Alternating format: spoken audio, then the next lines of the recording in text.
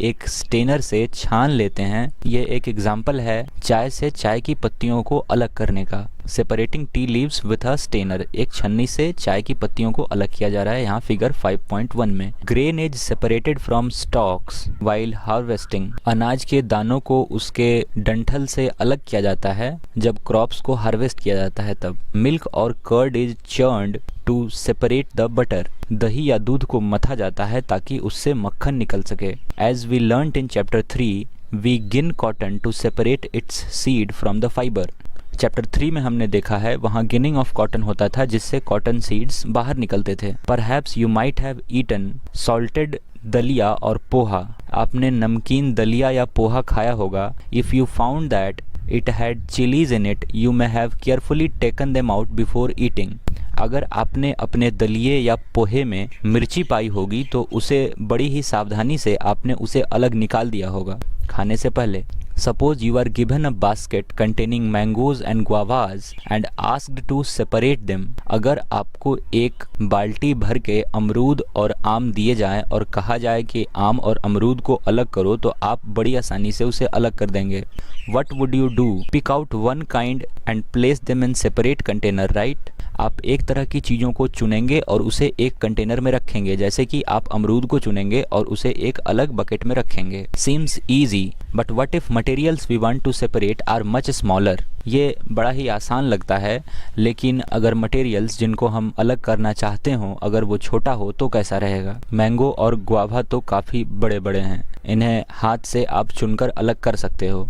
Imagine you are given a glass of sand with salt mixed in it. सोचिए कि एक गिलास में आपको बालू और नमक को मिला कर दिया जाए।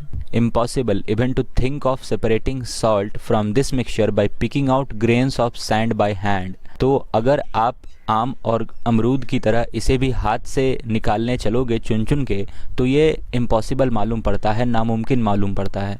But why should we need to separate substances like this at all is what पहेली wants to know. लेकिन पहेली सोचती है कि हम ऐसे चीज़ों को अलग अलग क्यों करना चाहेंगे। Activity 1 in column 1 of table 5.1 are given few processes of separation. नीचे है टेबल 5.1, यहाँ कॉलम 1 में सेपरेशन के कुछ प्रोसेसेस बताए गए हैं। कॉलम 2 में किस कारण से इन्हें सेपरेट किया जा रहा है वो बताया गया है, और कॉलम 3 में सेपरेटेड कंपोनेंट्स के साथ क्या हो रहा है ये हमें बताया गया है। The purpose of separation and the way separated components are used is mentioned in column 2 and 3 respectively. तो कॉलम 2 और 3 में सेपरेशन का कारण और सेपरेशन के बाद उनका क्या यूज़ है ये बताया गया है। However the information given in column 2 and 3 are jumbled up, लेकिन कॉलम 2 और 3 में जो इन्फॉर्मेशन दिए गए हैं उन्हें जंबल कर दिया गया है, मिक्स कर दिया गया है, वो सही ऑर्डर में नहीं है। Can you match each process with its purpose and the way separated components are used. अब हमें इन सेपरेशन प्रोसेसेस को, इनके पर्पस और इनके यूज़ को मैच करना है और इन्हें जंबल्ड से सही पोजीशन में लाना है। तो सेपरेशन प्रोसेसेस तो वही रहेंगी, अब पर्पस चूँकि जंबल्ड है तो इसे हम ठीक करेंगे। पहला प्रोसेस है हमारा सेपरेट स्टोन्स फ्रॉम राइस। हम यहाँ चावल से कंकड़ को निकाल रहे हैं, इसका क्या कारण हो सकता है? तो इसका कारण मैंने यहाँ मैच करके रखा है, टू रिमूव इम्प्योरिटीज़ और हार्मफुल कंपोनेंट्स। अब चूँकि चावल जब हम कुक करेंगे और राइस बनाएंगे उसके साथ हम कंकड़ नहीं खा सकते, इसलिए वो इम्प्योरिटी है, हार्मफुल कंपोनेंट है, इसलिए हम उसे हटा रहे हैं। और इसी तरह आप थर्ड कॉलम में देखेंगे कि हम इस हटाए हुए इम्प्योरिटी के साथ क्या करेंगे, इसका क्या यूज़ होगा। तो फर्स्ट ऑप्शन यहाँ है, सेकंड वाला फर्स्ट ऑप्शन बनेगा आपका, we throw away the impurities. ये कंकड़ हमारे किसी काम के नहीं हैं, हम इन्हें फेंक देंगे। दूसरा है churning milk to obtain butter. यहाँ मिल्क को, यहाँ दूध को मथा जा रहा है ताकि मक्खन निकल सके। तो सेकंड ऑप्शन को मैच किया गया है ए के साथ, to separate two different but useful components. इसका पर्पस यही था कि दो अलग अलग कंपोनेंट्स जो यूज़फुल हैं, बटर भी हमारे लिए यूज़फुल है और मिल्क भी हमारे लिए यूज़फुल है, तो इन दोनों को सेपरेट किया जा सके, इसका ये पर्पस था। और बटर और मिल्क के साथ हम क्या करते हैं, तो we use both the components. हम बटर को भी यूज़ करते हैं और मिल्क को भी यूज़ करते हैं सेपरेटली। और थर्ड है हमारा सेपरेट टी लीव्स। सबसे पहले जो हमने फिगर में एग्जांपल देखा था कि स्टेनर की मदद से, एक छन्नी की मदद से चाय को छाना जा रहा था, तो ऐसा क्यों किया जा रहा था? To remove non useful components. अब चूंकि चाय बन गई है तो चाय पत्ती तो हम डायरेक्टली खाते नहीं, इसलिए ये अब नॉन यूजफुल है, लगभग बेकार हो चुका है, तो इसे हम अब बाहर निकाल रहे हैं। और उस निकाले हुए चाय पत्ती के साथ हम करते क्या हैं? We throw away the solid component. अब लिक्विड चाय थी और चाय पत्ती हमारी सॉलिड फॉर्म में थी, उसे हम फेंक देते हैं क्योंकि चाय हमारी बन चुकी है। तो ये टेबल जो जम्बल्ड था ये करेक्ट हो गया है। We see that before we use a substance, we need to separate harmful or non-useful substances that may be mixed with it. हम देख पा रहे हैं कि किसी सब्सटेंस को यूज़ करने से पहले उसमें मिले हुए, उसमें मिक्स्ड नॉन यूज़फुल या हार्मफुल सब्सटेंसेस को हमें बाहर निकालना पड़ता है। जैसे कि चावल में कंकड़ अगर मिले हुए हैं तो कंकड़ को हम बाहर करेंगे, ये ज़रूरी है चावल पकाने के लिए ताकि हम उसे खा सकें। Sometimes we separate even useful components if we need to use them separately. कभी कभी हम दोनों ही यूज़फुल कंपोनेंट्स को भी सेपरेट करते हैं, जैसे कि मिल्क और बटर के केस में हो रहा है। यहाँ मक्खन और दूध हमें अलग अलग चाहिए तो हम उसे चर्न करते हैं, मथते हैं और हमें मक्खन और मिल्क अलग अलग मिलता है। The substances to be separated may be particles of different sizes और मटेरियल्स। दो सब्सटेंसेस जो आपस में मिली हुई हैं और उन्हें सेपरेट किया जाना है, वो दोनों ही सब्सटेंस अलग अलग साइज की हो सकती हैं, अलग अलग मटेरियल्स से बनी हो सकती हैं। दे मे बी सॉलिड्स, लिक्विड्स और इवन गैसेस। वे सॉलिड फॉर्म में हो सकती हैं, लिक्विड फॉर्म में हो सकती हैं या फिर गैस फॉर्म में भी हो सकती हैं। So how do we separate substances mixed together if they have so many different properties? तो अब वे substances जिनकी प्रॉपर्टी अलग अलग हैं, तो उन सब्सटेंसेस को हम किस तरह सेपरेट करेंगे, तो इसे हम पढ़ेंगे मेथड्स ऑफ सेपरेशन के अंडर। तो नीचे है आपका 5.1 मेथड्स ऑफ सेपरेशन, सेपरेशन करने के तरीके। We will discuss some simple methods of separating substances that are mixed together. हम कुछ आसान तरीके सीखेंगे जिससे सब्सटेंसेस जो आपस में मिक्स्ड हैं उन्हें अलग किया जाता है। You may come across some of these methods being used in day to day activities. आप इनमें से कुछ एक्टिविटी को अपने आसपास रोज़मर्रा की ज़िंदगी में होते हुए भी देखते होंगे। सबसे पहला है हमारा हैंड पिकिंग, हाथ से चीज़ों को सेपरेट करना। जैसे कि सबसे पहले एग्जाम्पल में गुआभा और मैंगो के केस में हो रहा था, अमरूद और आम को हम अलग अलग हाथों से चुन के रख रहे थे। तो सबसे पहला मेथड ऑफ सेपरेशन है hand picking. Activity 2, bring a packet of grain purchased from a shop to the classroom. Now spread the grain on a sheet of paper. आप दुकान से कुछ अनाज खरीद कर क्लासरूम लाएं और उस अनाज को एक कागज की शीट पे फैला दें। Do you find only one kind of grain on the sheet? क्या आपको कागज पे फैले हुए ग्रेन्स में केवल एक ही तरह का अनाज दिख रहा है? Are there pieces of stone, husks, broken grain and particles of any other grain in it? क्या कागज पे जो आपने अनाज फैलाया है उसमें आपको भूसा, टूटे अनाज के दाने, कंकड़ या किसी दूसरे अनाज के दाने भी दिखाई दे रहे हैं?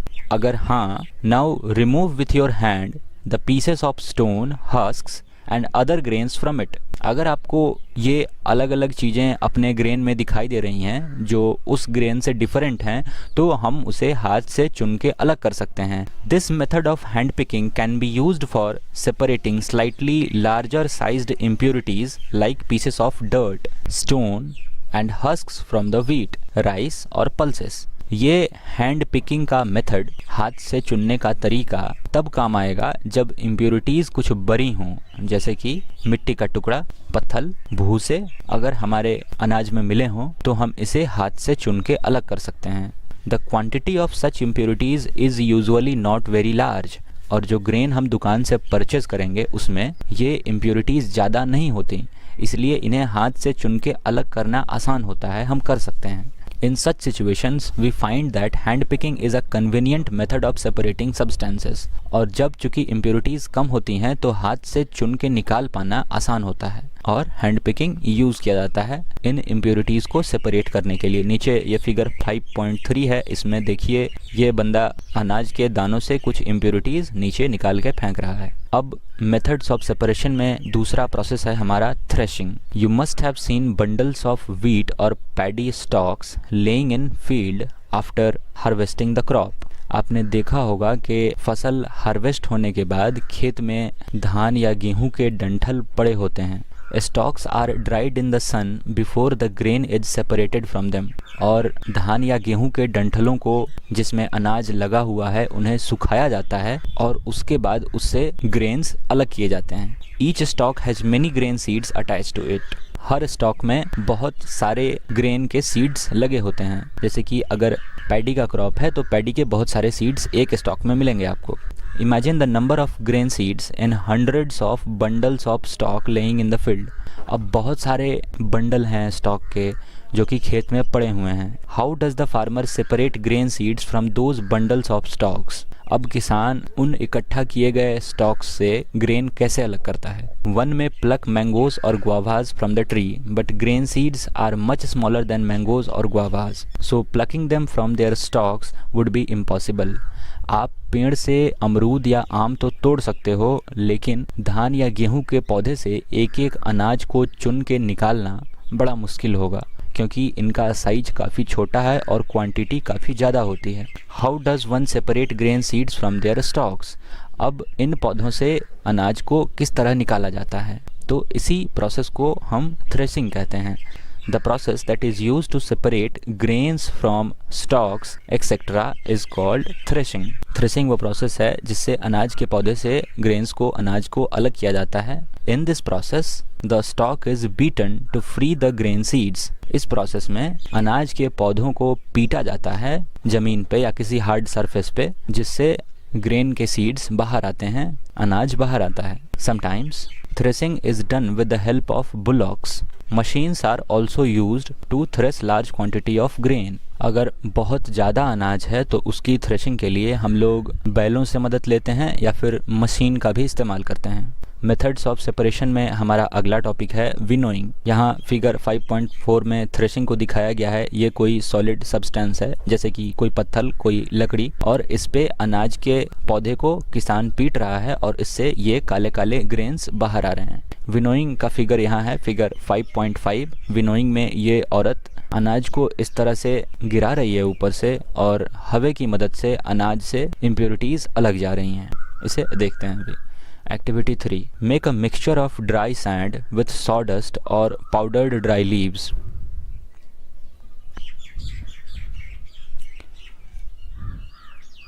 हमें एक मिक्सचर तैयार करना है बालू का और सॉडस्ट का, लकड़ी के छिलकों का, या फिर पेड़ के वैसे टूटे हुए पत्ते जिन्हें क्रश किया गया हो, जिन्हें पाउडर के फॉर्म में किया गया हो, उसका और सैंड का एक मिक्सचर तैयार कर लेना है। Keep this mixture on a plate और अ न्यूज़पेपर। अब इस तैयार किए गए मिक्सचर को आप एक प्लेट में या फिर एक न्यूज़पेपर के ऊपर रखें।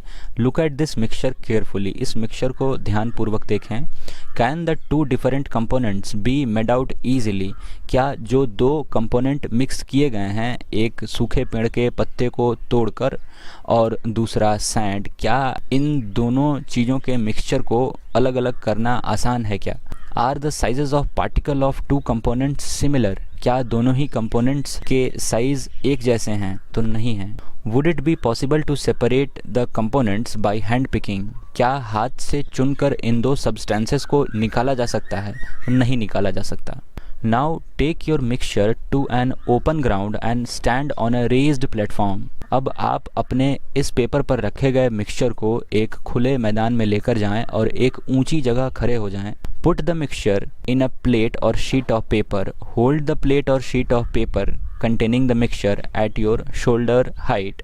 आप इस मिक्सचर को अपने कंधे की ऊंचाई तक ले जाएं। Tilt it slightly so that the mixture slides down slowly. अब आप इसे हल्का टेढ़ा करें ताकि मिक्सचर धीरे धीरे नीचे गिरे। What happens? क्या होगा जब आप ऐसा करेंगे तो? Do both the components, sand and sawdust or powdered leaves, fall at the same place? क्या नीचे गिराते वक्त बालू और पत्तों का जो मिक्सचर था उसमें से दोनों चीज़ें एक ही जगह गिरी? तो ऐसा नहीं होगा। बालू चूँकि भारी है वो जस्ट उसके नीचे गिर जाएगा जहाँ पे आपने पेपर को टिल्ट किया है, और सॉडस्ट चूँकि ईजी है, अगर हल्का भी एयर का फ्लो है तो सॉडस्ट या फिर ट्री के लीव्स थोड़े दूर गिरेंगे। Is there a component that blows away, तो बिल्कुल जो कंपोनेंट हल्का होगा वो उड़ के दूर चला जाएगा। Did the wind manage to separate the two component, तो क्या हवा ने मदद करी हमारी इन दो कंपोनेंट को सेपरेट करने के लिए, तो हवा की मदद से ये दोनों कंपोनेंट सेपरेट हुए हैं। This method of separating components of mixture is called winnowing, और विंड की सहायता से दो कंपोनेंट के अलग करने के तरीके को हम विनोइंग कहते हैं। Winnowing is used to separate heavier and lighter components of mixture by wind or by blowing air. अगर नेचुरल विंड प्रेजेंट नहीं है तो हम हवा आर्टिफिशियली भी क्रिएट करके इस विनोइंग को करते हैं। इस विनोइंग के लिए ये ज़रूरी है कि एक कंपोनेंट हेवियर हो और दूसरा कंपोनेंट जो उड़कर दूर जाएगा, ब्लोन अवे होगा, वो कंपोनेंट लाइटर हो। अगर दोनों ही सेम वेट के कंपोनेंट होंगे तो हम विनोइंग नहीं कर सकते हैं, और विनोइंग का फिगर तो आपने देख ही लिया है। This method is commonly used by farmers to separate lighter husk particles from heavier seeds of grain. ये मेथड फार्मर्स के द्वारा यूज़ किया जाता है ताकि अनाज के दानों और अनाज के छिलके जो भूसे के फॉर्म में बन गए हैं उन्हें अलग किया जा सके। अनाज के छिलके कम भारी होते हैं और अनाज के दाने ज़्यादा भारी होते हैं, तो वे नीचे गिर जाते हैं और भूसे जो हस्क्स हैं वो दूर चले जाते हैं। The husk particles are carried away by wind, हवा उन्हें दूर ले जाती है। The seeds of grain get separated and form a heap near the platform for winnowing, तो जिस ऊंचे प्लेटफॉर्म पर खड़े होकर आप विनोइंग करोगे उसके जस्ट नीचे आपका ग्रेन जमा होगा और हस्क जो है, जो लाइटर पार्टिकल है, वो हवा के बहाव में थोड़ी दूर जाके गिरेगा। The separated husk is use for many purposes such as fodder for cattles. अब ये जो हस्क ग्रेन से सेपरेट किया गया है ये कुछ और नहीं, भूसा है जो कि जानवरों के लिए खाने का काम करता है। अब मेथड ऑफ सेपरेशन में अगला टॉपिक है सीविंग। इसे छानना या चालना भी कहते हैं। Sometimes we may wish to prepare a dish with flour, कभी भी हम आटे से कोई पकवान बनाना चाहते हों, then we need to remove impurities and bran that may be present in it। तो आटे से सबसे पहले हमें impurity जो गंदगी है वो, और जो चोकर जो ब्रान है जो आटे में पहले से मिक्स होता है, उसे हमें हटाना होगा। We use a sieve and pour the flour onto it। हम एक चालने का इस्तेमाल करते हैं और उस पे अपने आटे को पोर करते हैं, डालते हैं। Sieving allows the fine flour particle to pass through the holes of the sieve, और चलने के थ्रू जो आटे के छोटे पार्टिकल्स हैं वो पास कर जाते हैं और जो ब्रान है या फिर जो इम्प्योरिटीज़ हैं वो चलनी में ही रह जाती हैं। In a flour mill impurities like husks and stones are removed from wheat before grinding it. आटे के मिल में कंकड़ या फिर भूसे को अलग किया जाता है व्हीट से, उसे पीसने से पहले। Usually a bagful of wheat is poured on a slanting सीव।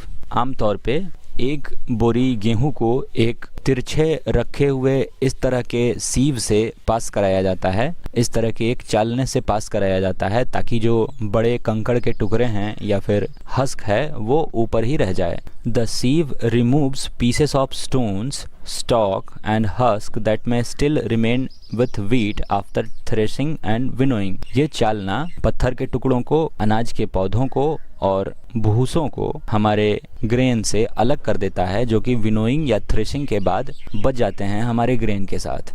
यहाँ पे आटे को चाला जा रहा है, इसका एक फिगर दिखाया गया है सीविंग। तो आटे को इस तरह चाल के हम इससे चोकर है जो ब्रान है उसे अलग करते हैं। You may have also noticed similar sieves being used eight construction sites. आपने इसी तरह का चलना कंस्ट्रक्शन साइट्स पे भी देखा होगा, जहाँ पे घर बन रहे होते हैं वहाँ पे भी देखा होगा। तो ये जो फोटो मैंने आपको पहले दिखाई, ये कंस्ट्रक्शन साइट पे रखे गए एक स्लैंटेड मतलब तिरछे रखे हुए चलने का एग्जाम्पल है। अब इस चालने पे बालू को चाला जाता है ताकि उससे जो पत्थर हैं वो बाहर निकाले जा सकें। To separate pebbles and stones from the sand, बालू से कंकड़ पत्थर बाहर निकालने के लिए इस चालने का इस्तेमाल होता है। Activity 4, bring a sieve and small quantity of flour from home to the class. Class में एक चलनी और आटा लेकर आना है। Sieve the flour to separate any impurities in it. आटा को चालिए और उसमें जो कुछ इम्प्योरिटीज़ हैं उसे बाहर निकालिए। Now make a fine powder of chalk pieces and mix it with the flour. चौक के टुकड़ों को पाउडर फॉर्म में कन्वर्ट करें और उसे आटे में मिलाएं. Can we separate the flour and the powdered chalk by sieving?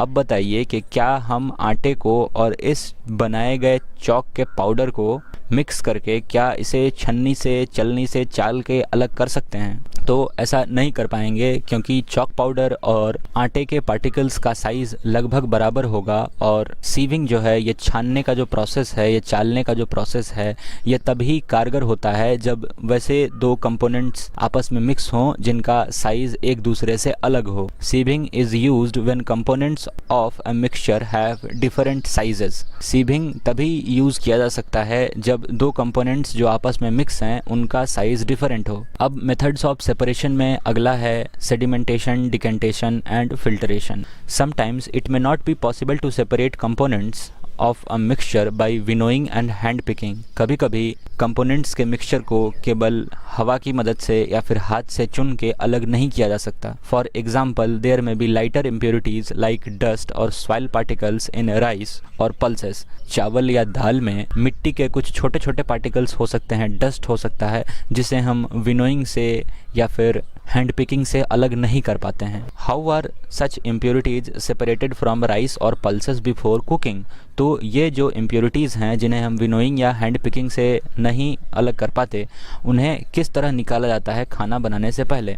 Rice or pulses are usually washed before cooking. तो चावल या दाल को पकाने से पहले उसे धोया जाता है पानी से. When you add water to these, the impurities like dust and soil particles get separated.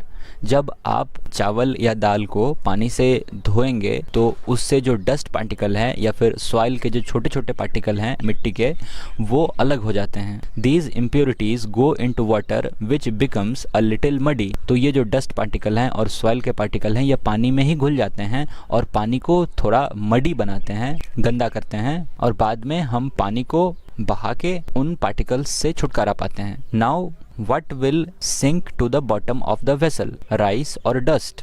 अब चूँकि राइस ज़्यादा भारी है डस्ट के मुकाबले, तो ऑब्वियस सी बात है कि जब आप पानी मिलाएंगे तो जो सिंक करेगा, पानी में डूबेगा, वो राइस होगा, न कि डस्ट. डस्ट तो पानी में मिक्स करके मडी वाटर बनाएगा. मड कीचड़ को कहते हैं, तो कीचड़ नुमा वाटर बनाएगा. Have you seen that the vessel is tilted to pour out the dirty water? क्या आपने देखा है कि जिस वेसल में चावल या दाल रखा गया है और उसमें पानी डाला है, तो उस वेसल को हम थोड़ा टेढ़ा करते हैं ताकि जो मडी वाटर है, जो गंदा पानी है, वो बाहर निकल सके. When the heavier component in a mixture settles after water is added to it, the process is called sedimentation. अब जो भारी ग्रेन था वो पानी में नीचे बैठ गया और जो डस्ट पार्टिकल्स थे वो पानी में मिक्स कर गए. तो जब हेवियर कंपोनेंट नीचे पानी में बैठ जाए तो उस प्रोसेस को हम सेडिमेंटेशन कहते हैं. When the water along with the dust is removed, the process is called decantation. और जब बर्तन को टेढ़ा करके हमने गंदे पानी को उससे निकाल लिया और उसके साथ साथ डस्ट भी निकल गए, तो इस प्रोसेस को हम डिकेंटेशन कहते हैं. Let us find few other mixtures that can be separated through sedimentation and decantation. हम सेडिमेंटेशन और डिकेंटेशन से अलग किए जाने वाले कुछ और भी मिक्सचर्स के बारे में पता करेंगे. The same principle is used for separating a mixture of two liquids that do not mix with each other. अब यही सेडिमेंटेशन और डिकेंटेशन का कंसेप्ट यूज़ होता है वैसे दो लिक्विड्स को सेपरेट करने के लिए जो आपस में मिल नहीं पाती, जैसे कि ऑयल और वाटर का मिक्सचर. इसे हम सेडिमेंटेशन और डिकेंटेशन से काफ़ी आसानी से अलग कर सकते हैं. For example, oil and water from their mixture can be separated by this process. तो इस प्रोसेस से हम ऑयल एंड वाटर को अलग कर सकते हैं. If a mixture of such liquids is allowed to stand for some time, they form two separate layers. तो वैसे दो लिक्विड्स जो आपस में मिक्स नहीं कर पाती हैं, उन्हें कुछ देर अगर छोड़ दिया जाए तो वे अपने आप ही दो लेयर बना लेती हैं. The component that forms the top layer can then be separated by decantation. अब वो लिक्विड जो ऊपरी सतह पे है उसे डिकेंटेशन की मदद से काफ़ी आसानी से बाहर निकाला जा सकता है.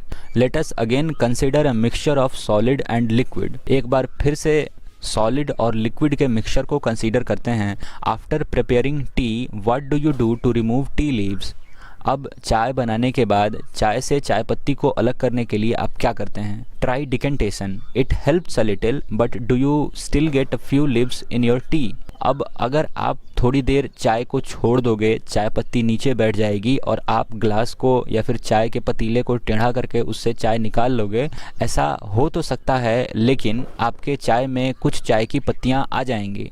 Now pour the tea through a strainer. और जब आपने डिकंटेशन यूज़ कर लिया तो आप एक छन्नी का भी इस्तेमाल करें, चाय छानने वाली छन्नी से चाय को छानें। Did all tea leaves remain in the strainer. तो इस बार जितनी भी चाय की पत्तियां होंगी वो सारे आपकी छन्नी में ही रह जाएंगी। तो ये फिल्ट्रेशन का जो प्रोसेस है स्टेनर के थ्रू, छन्नी के थ्रू, ये बेहतर है डिकेंटेशन से। This process is called filtration. तो ये छन्नी की मदद से जो फिल्टर कर रहे हैं हम चाय की पत्ती को चाय से, इसे हम फिल्ट्रेशन कहेंगे और ये फिल्ट्रेशन बेटर है डिकेंटेशन से। Which method of separating tea leaves from prepared T is better, decantation और फिल्ट्रेशन। तो बेशक फिल्ट्रेशन बेटर है, क्योंकि फिल्ट्रेशन में सारी चाय की पत्तियाँ हमारी छन्नी में ही बच गई और डिकेंटेशन में कुछ चाय की पत्तियाँ हमारे चाय में आ रही थी। Let us now consider the example of water that we use. अब हम पानी का एग्जाम्पल लेते हैं जो हम इस्तेमाल करते हैं। Do all of us at all times get safe water to drink. तो क्या हमें हर समय साफ और सुरक्षित पानी ही मिलता है जिसे हम पी सकें? तो ऐसा नहीं होता है, पानी हमें गंदा भी मिलता है। Sometimes water supplied through taps में बी मडी। तो पानी जो नलों के थ्रू सप्लाई किया जाता है वो कुछ समय गंदा भी हो सकता है। The water collected from ponds or rivers may also be muddy. अगर आप पानी नदी या पोखरे से लेंगे तो वो भी आपको मडी मालूम होगा, गंदा मालूम होगा, कीचड़नुमा मालूम होगा, स्पेशली आफ्टर रेन्स। और अगर बारिश हुआ हो तो ये पानी तो काफ़ी मडी होते हैं। Let us see if we can use some method of separation to remove insoluble impurities like soil from water. आइए देखते हैं कि क्या कोई तरीका हो सकता है कि सॉइल जो वाटर में मिलकर मडी वाटर बना रहा है, इसे हम अलग कर सकते हैं या नहीं। Activity 5, collect some muddy water from a pond or river. किसी पोखरे, तालाब या फिर नदी से आप मडी वाटर इकट्ठा करें। If not available mix some soiled water in a glass. अगर आपके आसपास कोई नदी या तालाब नहीं है तो आप एक ग्लास में ही मिट्टी मिला लें, आपका मडी वाटर तैयार हो जाएगा। Let it stand for half an hour. अब इस ग्लास में जो मिट्टी मिलाई गई है उसे थोड़ी देर छोड़ दें, आधे घंटे के लिए। Observe the water carefully and not your observations. इस पानी को ध्यान से देखें और अपने ऑब्जर्वेशन को नोट करें। Does some soil settle at bottom of water. क्या पानी के निचले सतह पे कुछ मिट्टी जाकर जमा हो गई है और क्यों हो गई है? What will you call this process? तो ऐसा सेडिमेंटेशन के कारण हुआ है, मिट्टी के पार्टिकल्स हेवियर थे, वो पानी के सतह में जाकर बैठ गए हैं और इस प्रोसेस को हम सेडिमेंटेशन कहते हैं। Now slightly tilt the glass without disturbing the water. Let the water from the top flow into another glass. अब आप अपने उस ग्लास को टेढ़ा करें जिसमें आपने पानी और मिट्टी मिलाई है, जिसे हमने कुछ देर छोड़ा था, और उसमें ऊपर जो साफ पानी है उसे दूसरे ग्लास में कलेक्ट करें। What will you call this process? और इस प्रोसेस को हम डिकेंटेशन कहेंगे। Is this water in the second glass still muddy और ब्राउन इन कलर? तो दूसरे ग्लास में भी जो पानी आपने इकट्ठा किया होगा वो भी थोड़ा गंदा तो जरूर होगा। Now filter it. अब आप इसे फिल्टर करने की कोशिश करें। Did the tea strainer work? तो क्या चाय की छन्नी इस केस में काम करेगी? तो नहीं करेगी, क्योंकि जो इम्प्योरिटीज़ हैं वो काफ़ी कम हैं और इम्प्योरिटी के जो पार्टिकल होंगे वो काफ़ी छोटे होंगे, तो चाय की छन्नी तो काम नहीं करेगी। Let us try filtering the water through a piece of cloth. अब आप इसे एक कपड़े के टुकड़े से छानने की कोशिश करें। In a piece of cloth small holes or pores remain in between the woven threads. कपड़े के धागे जिनसे बुनाई होती है उनके बीच में छोटे छोटे छेद बच जाते हैं और वही छोटे छेद इस बार हमारे काम आएंगे दूसरे ग्लास में रखे कम मडी वाटर को फिल्टर करने के लिए। These pores in cloth can be used as a filter. तो ये जो छोटे छेद हैं ये इस बार फिल्टर का काम करेंगे। If the water is still muddy impurities can be separated bye a filter that has even smaller pores. अब कपड़े से छानने के बाद अगर आपका पानी अब भी गंदा दिखाई दे रहा है तो किसी ऐसे सब्सटेंस से, किसी ऐसे फिल्टर से इसे छाना जा सकता है जिसके छेद इससे भी छोटे हों, कपड़े के धागों के बीच में जो छेद होता है उससे भी छोटे हों। A filter paper is one such filter that has very fine pores in it.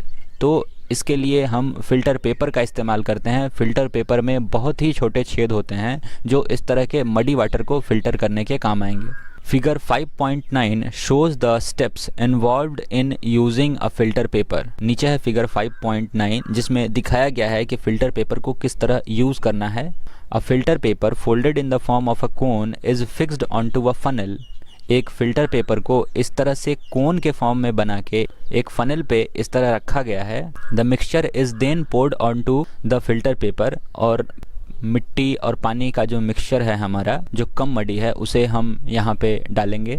Solid particles in the mixture do not pass through it and remain on the filter. अब इससे जो सॉलिड पार्टिकल्स हैं मिट्टी के वो इससे पास नहीं कर पाएंगे और हमें प्योर वाटर मिल जाएगा। तो ये फिगर 5.9 है, किस तरह फ़िल्टर पेपर को हमें फोल्ड करके कोन बनाना है, और फिगर 5.10 है फ़िल्टर पेपर से किस तरह फिल्ट्रेशन हो रहा है। Fruits and vegetable juices are usually filtered before drinking to separate the seeds and solid particles of pulp। तो फ्रूट्स और वेजिटेबल के जब जूस निकाले जाते हैं तो जूस निकालने से पहले उसके गूदे से जो बीज हैं या फिर जो सॉलिड पार्टिकल्स है उसको अलग करने के लिए उन्हें फ़िल्टर किया जाता है। The method of filtration is also used in process of preparing cottage cheese, paneer in our homes। Filtration का ये तरीका पनीर बनाने के भी काम आता है। हम जब घरों में पनीर बनाते हैं तब भी फिल्ट्रेशन को यूज़ करते हैं। You might have seen that for making paneer a few drops of lemon juice are added to milk as it boils. तो पनीर बनाने के लिए उबलते दूध में हम 2 बूंद नींबू का रस डालते हैं। This gives a mixture of particles of solid paneer and a liquid. तो नींबू डालने के बाद दूध में कुछ पनीर के सॉलिड पार्टिकल्स हमें दिखाई देते हैं और एक लिक्विड दिखाई देता है। The paneer is then separated by filtering the mixture through fine cloth or a strainer. और ऐसा होने के बाद हम पनीर को छान लेते हैं एक सूक्ष्म कपड़े से या फिर एक छन्नी से। तो ये फिल्ट्रेशन के कुछ एग्जांपल्स थे। अगला प्रोसेस है हमारा evaporation. Activity 6, heat a beaker containing some water, allow the water to boil. एक बीकर में पानी लेकर उसे गर्म करें और उसे उबलने दें। If you continue heating would the water turn into steam and disappear completely. अगर आप इसे लगातार उबालते रहेंगे तो ये पानी भाप बनकर उड़ जाएगा completely. Now add 2 spoons of salt to water in another beaker and stir it well। अब आप पानी में 2 चम्मच नमक मिलाएं और उसे पूरी तरह मिला लें, स्टिर कर लें। Do you see any change in color of water? तो क्या आपको पानी के कलर में कोई चेंज दिखा? Can you see any salt in the beaker after stirring? तो स्टिर करने के बाद पानी में आपको नमक दिखाई नहीं देगा, वो उसमें मिक्स कर जाएगा, घुल जाएगा। Heat the beaker containing the salt water, let the water boil away what is left in the beaker। अब नमक वाले पानी को आप उबालें और तब तक उबालें जब तक पानी उड़ नहीं जाता, और पानी उड़ने के बाद हमें बीकर में क्या मिलेगा? तो बीकर में हमें वो नमक मिलेगा जो हमने पानी में मिलाया था। In this activity we use the process of evaporation to separate a mixture of water and salt. तो वाटर और साल्ट का जो हमने मिक्सचर बनाया था उसे अलग करने के लिए हमने इवापोरेशन का यूज़ किया। हमने हीट करके वेपर्स पानी से बाहर निकलवाए और हमारे बीकर में केवल सॉल्ट बच गया। The process of conversion of water into vapours is called evaporation. पानी से भाप बनाने के प्रोसेस को ही इवापोरेशन कहते हैं। The process of evaporation takes place continuously when water is present। evaporation का प्रोसेस हमेशा चलता रहता है जब भी पानी मौजूद होता है। Where do you think salts come from? आप क्या सोचते हैं ये नमक कहाँ से आता है? Sea water contains many salts mixed in it। समुद्र के पानी में बहुत सारा नमक मिला होता है। One of these salts is the common salt। इनमें से एक सॉल्ट है कॉमन सॉल्ट जो हम खाने के लिए यूज़ करते हैं। When sea water is allowed to stand in shallow pits, water gets heated by sunlight and slowly turns into water vapor through evaporation। जब समुद्र के पानी को छोटे छोटे गड्ढों में रहने दिया जाता है तो सनलाइट की मदद से इवापोरेशन होता है और पानी भाप बन के उड़ जाता है और उन गड्ढों में केवल नमक बचता है। In a few days the water evaporates completely leaving behind solid salt. तो केवल गड्ढे में सॉलिड सॉल्ट बच जाता है। Common salt is then obtained from this mixture of salts by further purification. अब ये जो सॉल्ट ऑब्टेन होता है डायरेक्ट सी वाटर से, इसमें बहुत तरह के सॉल्ट होते हैं, तो इसे और प्यूरिफाई करके हमें कॉमन सॉल्ट मिलता है है जिसे हम यूज़ करते हैं खाना पकाने के लिए। तो ये कॉमन सॉल्ट निकाले जाने के प्रोसेस को दिखाया गया है इस फिगर में। यहाँ सी है और इस छोटे गड्ढों में सी वाटर को कलेक्ट किया गया है और ये कॉमन सॉल्ट हमारा दिखाया गया है। Use of more than one method of separation. कभी कभी हम एक से ज़्यादा सेपरेशन के मेथड को यूज़ करते हैं जब एक मेथड काम नहीं आता। We have studied some methods for separation of substances from their mixtures. Often one method is not sufficient to separate the different substances present in a mixture. तो कभी कभी एक मेथड से काम नहीं चलता तो हमें और भी मेथड लगाने पड़ते हैं। In such a situation we need to use more than one of these methods। तो ऐसे सिचुएशन में हम एक से ज़्यादा मेथड लगाते हैं। Activity 7, take a mixture of sand and salt, how will we separate these. एक बालू और नमक का मिक्सचर, इसे हम कैसे सेपरेट करेंगे। We already saw that hand picking would not be practical method for separating this. हमने पहले ही देखा है कि हाथ से चुन के नमक और बालू को निकालना आसान नहीं है, ये फिजिबल नहीं होगा। Keep this mixture in a beaker and add some water to it. तो इस पानी और नमक के मिक्सचर को एक बीकर में रखें और उसमें पानी ऐड करेंगे। Leave the beaker aside for some time, और बीकर को थोड़ी देर छोड़ देंगे। Do you see the sand settling down at the bottom. तो कुछ देर बाद आपको बालू पानी के सतह पे बैठता हुआ दिखाई पड़ेगा। The sand can be separated bye decantation और फिल्टरेशन। तो अब ये सैंड जो नीचे बैठ गया है इसे डिकेंटेशन से या फिर फिल्टर करके हम निकाल सकते हैं। What does the decanted liquid contain. अब जो लिक्विड बाहर निकला, सैंड तो निकल ही गया और बचा जो लिक्विड उसमें क्या है, तो उसमें नमक बचा। जो हमने सैंड और नमक का मिक्सचर लिया था तो पानी में नमक मिला हुआ है। Do you think this water contains salt which was there in the mixture at the beginning. तो बिल्कुल पानी में नमक ही है जो हमने शुरुआत में लिया था। Now we need to separate salt and water from the decanted liquid. तो डिकेंटेशन से जो वाटर और नमक का मिक्सचर अलग किया गया है उसे अब सेपरेट करना है। Transfer this liquid to a kettle and close its lid. अब इस केटल में उस नमक और वाटर के मिक्सचर को ट्रांसफ़र करेंगे और उसके ढक्कन को बंद करेंगे। Heat the kettle for some time. Do you notice steam coming from the spout of the kettle. अब जब आप इसे गर्म करेंगे नमक और पानी के मिक्सचर को, तो इस केटल की टोंटी से, स्पाउट से आपको स्टीम, भाप बाहर आता हुआ दिखाई देगा। Take a metal plate with some ice on it. Hold the plate just above the spout of the kettle as shown in figure 5.13। तो यह फिगर 5.13। तो इस तरह एक प्लेट पे आइस के कुछ टुकड़े लेने हैं और इस भाप को इस तरह इस आइस के प्लेट से टकराना है। What do you observe? Let all the water in the kettle boil off। और जब आइस के प्लेट से जो वेपर है वो टकराएगा तो ठंडा होगा और लिक्विड के फॉर्म में, वाटर के फॉर्म में वापस से कन्वर्ट हो जाएगा। और जो हम केटल में, केतली में पानी और नमक के मिक्सचर को बॉयल कर रहे हैं उसे बॉयल होने देंगे जब तक हमारा नमक अलग नहीं हो जाता। When the steam comes in contact with metal plate cooled with ice, it condenses and forms liquid water। तो जब ठंडे बर्फ़ के कांटेक्ट में आता है गर्म भाप तो वो ठंडा हो जाता है और वापस से लिक्विड बनाता है पानी का। The water drops that you observe falling from plate were due to condensation of steam. जो पानी के बूंद आपको दिखाई दे रहे हैं उस प्लेट पे, यहाँ दिखाया गया है ये पानी के बूंद जो इस प्लेट पे दिखाई दे रहे हैं आपको, ये कंडेंसेशन के कारण फॉर्म हुआ है। ये वेपर कंडेंस होके पानी का ड्रॉप बनाया, वाटर का ड्रॉप बनाया। The process of conversion of water vapor into liquid form is called condensation। Water vapour के लिक्विड फॉर्म में कन्वर्ट होने को ही हम कंडेंसेशन कहते हैं। Did you ever see water drops condensed under the plate that has been used to cover a vessel containing milk that has just been boiled। एक दूध जिसको उबाला गया हो जस्ट और उसके ऊपर एक मेटल का लिड रखा गया हो, एक कवर रखा गया हो और उसे जब आप थोड़ी देर बाद हटाते हो तो आपको पानी के कुछ बूंद उस लिड से, उस ढक्कन से टपकते दिखाई पड़ेंगे। तो वो कंडेंस्ड वाटर है जो वाटर वेपर ठंडा होकर बना है। After all the water has evaporated what is left behind in the kettle. अब जब सारा पानी उड़ जाएगा केतली से तो उसमें बचेगा केवल नमक। We have thus separated salt, sand and water using the process of decantation, filtration, evaporation and condensation। अब हमने यहाँ 4 प्रोसेसेस यूज़ करी एक मिक्सचर जिसमें सॉल्ट, सैंड और वाटर मिला था। इन सभी चीज़ों को अलग अलग करने के लिए हमने सबसे पहले फिल्टरेशन से या फिर डिकेंटेशन से सैंड को अलग किया। अब हमारे पास एक मिक्सचर था जिसमें वाटर और नमक मिला था।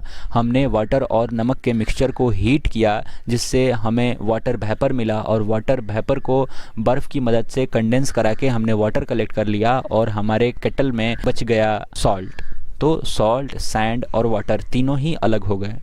Paheli faced a problem while recovering salt mixed with sand. She has mixed a packet of salt in small amount of sand. She then tries the method suggested in activity 7. तो पहेली को एक समस्या हो गई। उसने एक नमक के पूरे पैकेट को थोड़े से सैंड में, थोड़े से बालू में मिलाया और वो अब सैंड और सॉल्ट को अलग नहीं कर पा रही है। She found, however, that she could recover only small part of salt that she had taken. What could have gone wrong? अब चूँकि उसने सैंड बहुत ज़्यादा ले लिया है और सॉल्ट बहुत ही कम लिया है, तो इस कारण उसे ये दिक्कत आ रही है। ये दिक्कत वो सॉल्व कर सकती है अगर वो बहुत ज़्यादा पानी का इस्तेमाल करे। Can water dissolve any amount of a substance? अब इसी से रिलेटेड एक सवाल है कि क्या पानी कितना भी चीज़ अपने अंदर डिज़ोल्व कर सकता है? तो नहीं कर सकता। In chapter 4 we found that many substances dissolve in water and form a solution. Chapter 4 में हमने देखा है कि वाटर में बहुत सारे सब्सटेंस डिज़ोल्व होते हैं और सॉल्यूशन बनाते हैं। We say that these substances are soluble in water, और हम कहते हैं कि ये सब्सटेंसेस जो पानी में घुल जा रहे हैं वो वाटर में सॉल्यूबल हैं। What will happen if we go on adding more and more of these substances to a fixed quantity of water? अब क्या होगा जब हम इन soluble substances की बहुत ज़्यादा क्वांटिटी एक फिक्स अमाउंट ऑफ वाटर में, एक सीमित पानी में मिलाएं? अगर सॉल्ट बहुत ज़्यादा ले लें और पानी केवल 1 गिलास हो तो कैसे चलेगा, ये आगे देखेंगे। Activity 8, you will need a beaker or a tumbler, spoon, salt and water. आपको एक बीकर की ज़रूरत पड़ेगी, एक चम्मच की ज़रूरत पड़ेगी, नमक और पानी चाहिए। Pour half a cup of water in the beaker. Beaker में आधा पानी लें। Add 1 teaspoon of salt and stir it well until the salt dissolves completely. अब इस आधे कप पानी में आप 1 चम्मच सॉल्ट मिलाएं और उसे अच्छी तरह स्टिर करें जब तक कि सॉल्ट पानी में मिल नहीं जाता। Again add a teaspoonful of salt and stir well. एक बार और आप 1 और चम्मच डालें सॉल्ट का और उसे मिलाएं। Go on adding salt 1 teaspoonful at a time and stir. अब ऐसा करते जाएं, आप तब तक नमक ऐड करते जाएं जब तक ऐड हो रहा है और आप जब तक वो डिसअपियर हो रहा है। After adding a few spoons of salt do you find that some salts remain undissolved and settle at bottom of the beaker. अब कुछ चम्मच सॉल्ट के मिलाने के बाद आपको दिखाई देगा कि अब सॉल्ट पानी में डिजॉल्व नहीं हो पा रहा है और सॉल्ट पानी के बॉटम में जाके जमा हो रहा है। If yes, this means no more salt can be dissolved in the amount of water we have taken. The solution is now said to be saturated. अगर ऐसा आपको हो रहा है कि सॉल्ट नीचे जाकर बैठ रहा है पानी के, तो अब इससे ये पता चलता है कि पानी में पर्याप्त नमक मिल चुका है, अब और नमक पानी में नहीं मिल सकता, और ऐसे सॉल्यूशन को सैचुरेटेड सॉल्यूशन कहते हैं। Here is a hint as to what might have gone wrong when Paheli tried to recover large quantity of salt mixed with sand. तो जब पहेली बहुत ज़्यादा सॉल्ट से सैंड निकालने की कोशिश कर रही थी तो उसके साथ क्या कुछ हुआ होगा वो यहाँ बताया जा रहा है। Perhaps the quantity of salt was much more than required to form a saturated solution. तो जितना सैचुरेटेड सॉल्यूशन बन सकता था सॉल्ट पानी में मिलाने से, पहेली ने उससे ज़्यादा सॉल्ट ले लिया। The undissolved salt would have remained mixed in the sand and could not be recovered. अब जो सॉल्ट पानी में डिसॉल्व नहीं हो सका और नीचे बैठा रहा, उसके साथ कुछ सैंड मिक्स्ड बचे रह गए। She could solve her problem by using large quantity of water. अगर पहेली अपने बहुत ज़्यादा सॉल्ट के लिए बहुत ज़्यादा पानी का इस्तेमाल करे तो उसकी ये समस्या ठीक हो सकती है। Suppose she did not have sufficient quantity of water to dissolve all the salt in the mixture. मान लीजिए कि अगर पहेली के पास उतना ज़्यादा पानी नहीं है कि वो पूरे सॉल्ट को डिज़ोल्व कर सके, is there some way that water could be made to dissolve more salt before the solution gets saturated. तो क्या कोई और तरीका है कि सैचुरेटेड सॉल्यूशन में हम कुछ और सॉल्ट डिज़ोल्व कर सकें? तो हाँ, तरीका है, इसे हम एक्टिविटी 9 में देखेंगे। Take some water in a beaker and mix salt in it until it can not dissolve any more salt.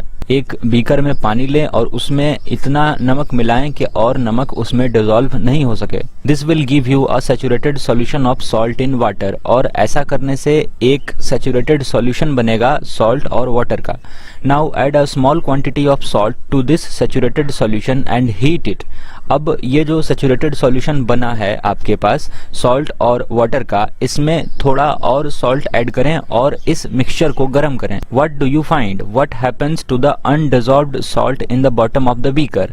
अब जो अनडिज़ोल्व्ड सॉल्ट आपके नॉर्मल सैचुरेटेड सॉल्यूशन में बचा हुआ था बीकर के बॉटम में, वो गर्म करने के बाद गायब हो जाएगा, मतलब कि पानी में डिज़ोल्व कर जाएगा। Does it dissolve now? तो हाँ, ये डिज़ोल्व कर गया। If yes, can some more salt be dissolved in this solution by heating it? तो इसकी भी एक सीमा है कि गर्म करने पर, कितना गर्म करने पर कहाँ तक ये सॉल्ट डिज़ोल्व कर सकता है। Let this hot solution cool. Does the salt appear to settle at bottom of the beaker again? अगर आप इस गर्म किए गए सॉल्यूशन जिसमें और ज़्यादा सॉल्ट डिज़ोल्व किया है, इसे आप ठंडा होने देंगे तो ज़्यादा एक्स्ट्रा सॉल्ट जो आपने अलग से डिज़ोल्व करवाया है सैचुरेटेड सॉल्यूशन में, वो आपको वापस से बॉटम में पड़ा हुआ मिलेगा। The activity suggest that larger quantity of salt can be dissolved in water on heating. ये एक्टिविटी हमें बताती है कि एक सैचुरेटेड सॉल्यूशन में हम उसकी कैपेसिटी से ज़्यादा सॉल्ट डिज़ोल्व कर सकते हैं, उसे हीट करके, उस सॉल्यूशन को हीट करके। Does water dissolve equal amount of different soluble substances? Let us find out. क्या पानी में हर तरह के soluble substance का equal अमाउंट ही डिज़ोल्व होता है? कहने का आशय ये कि अगर हम पानी में नमक और चीनी मिला रहे हैं तो क्या नमक और चीनी का इक्वल अमाउंट पानी में डिज़ोल्व होगा? तो एक्टिविटी 10 हमारा इसी बारे में है। Take 2 glasses and pour half a cup of water in each of them. 2 glass लें और उसमें आधा आधा कप पानी डालें। Add a teaspoon of salt to 1 glass and stir till the salt dissolves. Go on adding salt 1 teaspoon at a time till the solution saturates. तो पहले beaker में आप साल्ट मिलाएं और तब तक मिलाते रहें जब तक आपको सैचुरेटेड सॉल्यूशन ना मिल जाए। Record the number of teaspoons of salt that dissolved in the water. अब आप गिने कि आपने कितने चम्मच नमक मिलाया है पहले वाले ग्लास में सैचुरेटेड सॉल्यूशन बनाने के लिए। इन टेबल 5.2 में आप इस ऑब्जर्वेशन को लिखें।